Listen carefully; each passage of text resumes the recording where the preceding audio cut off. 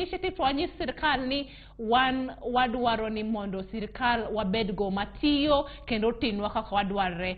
Aparo ni mano dhi bedo maber Cleophas. Erokamano ahinya Tabitha. Kapok aweyi midhi nikech adadhir Millicent Adhiambo Kisumu mondo ang' waranga ni gik matimore kar ka kata studio kange mabende ang' waduogo mondo awinj pach Recho kod Philip Ande.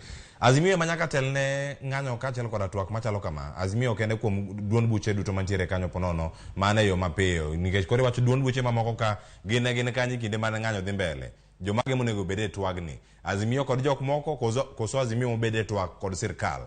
Tabitha. Aparo ni Cleophas penjo maber.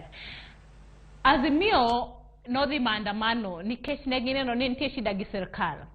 Ndalo no buche mamoko kata parties mamoko Kenya kaendi no kwaneno kawuok oko ba giwacho ni kae nitiere gi changamoto kama kata kane gichiwo party kamano to ndalo mane maandamano nitiere gine jok mabende nwawinjo kawacho ni baba kata Azimio oero kelo tulo Kenya kaendi. Koro ere gimomiyo sani dwach Azimio mane gidwa ni sirkal otimne jo Kenya kata mondo omiwa nafas kaka jo Kenya mondo opinions wa kata patchwa mondo winjre gibende gidwa bedo part of it.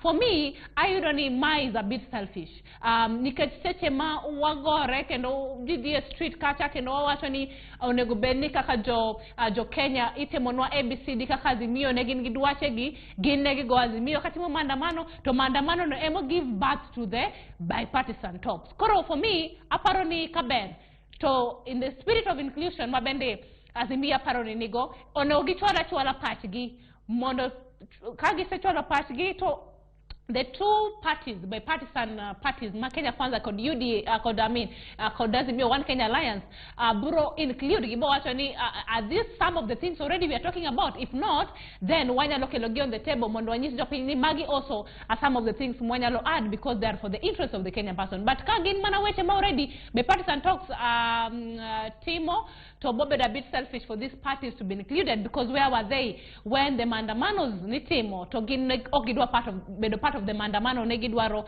managoyo Azimio One Kenya Alliance ni kelo tulo Kenya. So it will be a bit selfish.